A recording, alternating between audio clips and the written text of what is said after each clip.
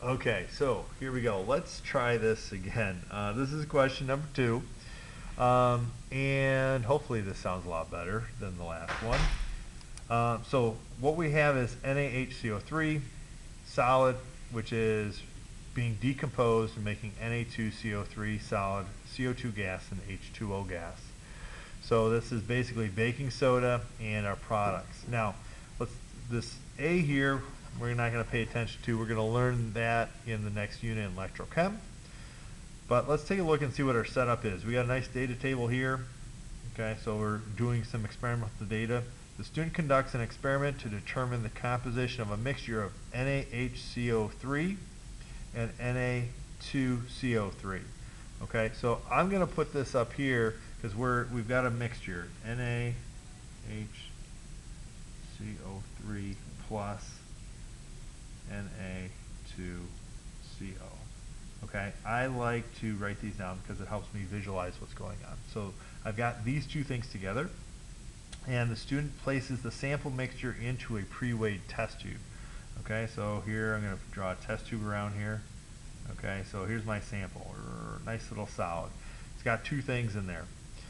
The sample is placed, the student places the sample of mixture into a pre-weighed test tube. Container holds a drying agent. Okay, a student heats the test tube strongly in the Bunsen burner for 10 minutes. Okay, so we've got the mixture, and now we're going to have some kind of drying agent. Okay, so this is going to produce gas, and it's going to absorb the water that is produced. Okay, so this is kind of interesting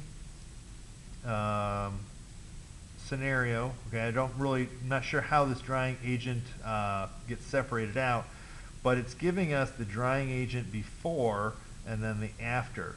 And so the difference between these two here,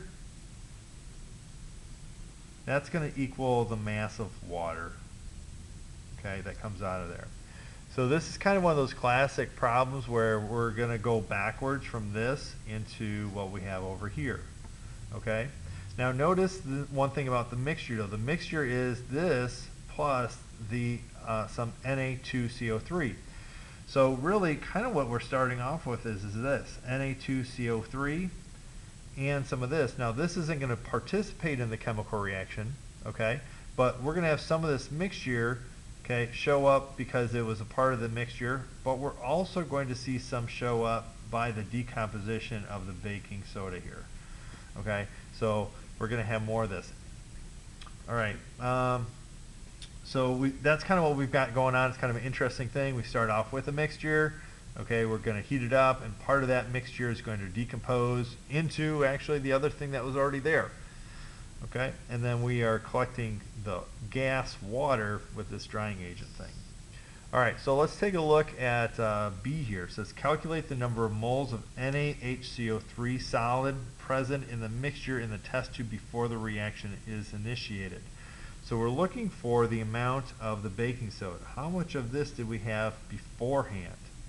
Okay, well, because we don't have, we do have some data here which we can get how much of the mixture we have. We have nothing that gives us the specific mass for the baking soda. We don't know what the mixture is. We don't know how much of this we have to the baking soda. Okay, so we don't know what we're really looking for as far as that goes. However, what we do have is we have this difference in mass for the water, and we can go from the mass of this into moles and then work backwards and determine how many grams of this we had. Okay, so we're going to take the grams of water that we can calculate, change that into moles of water, do a conversion into moles of water into moles of baking soda, and then into grams of baking soda, and then subtract it from our overall sample. So here we go. This first asks us to calculate the number of moles of NaHCO3. Okay, so I'm going to first determine the difference in the drying agent to get the mass of the water. So here's 2.303 grams minus 2.134 gives me the mass of water. Mass of water divided by the molar mass. Okay, and then I need to translate this into moles of water into moles of baking soda. Okay, so this is a 1:2 ratio, which we get from our equation of one of these for two of those. All right, so we end up getting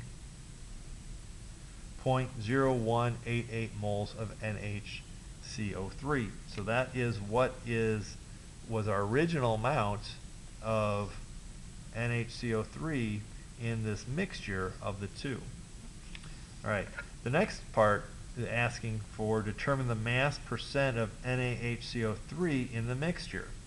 Okay, so to get this, basically the mixture is the NaHCO3 plus the Na2CO3. Okay, and to get this mass, we take the mass of the test tube, which was 17.648, and we're going to subtract the mass of, this is the mass of the test tube with the mixture in it, and we're going to subtract the mass of the test tube. Okay, so this will give us the mass of the overall compound.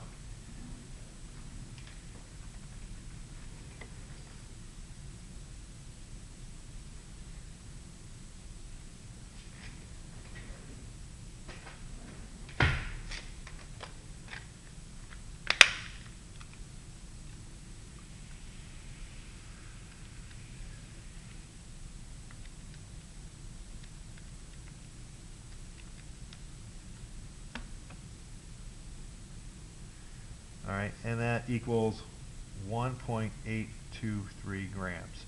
So this is the mass of both of these together. Okay, so I've got the mass of the baking soda, I've got the overall mass.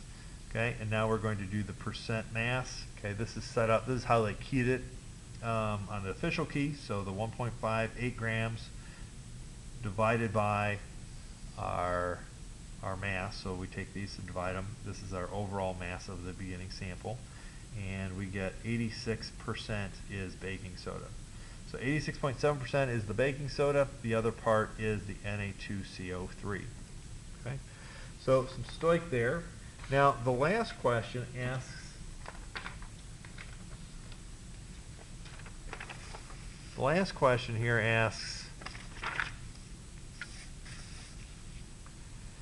if a student spills some of the mixture out of the test tube after weighing the test tube, okay, before heating, how much air, or would this air affect the mass percent of NaHCO3? Well, okay, so here's the deal. If we spill some of this mass out of here, okay, which means we're then not going to have as much water produced. Because we went backwards from water into NaHCO3, we're going to reduce the amount of mass that we have here, okay, the mass of the baking soda. So if this goes down, the percentage will also go down. All right, so how would you express that in a written form? Okay, the percent mass of NaHCO3 would be less than expected. You also need to give reasoning. The loss of the mixture would result in a lower amount of water being absorbed by the drying agent. So you're saying, where does that mass go from? Okay, it's coming from that loss of the mass of the water, of which we base everything else on. Okay, so there's the explanation of how to do number 2.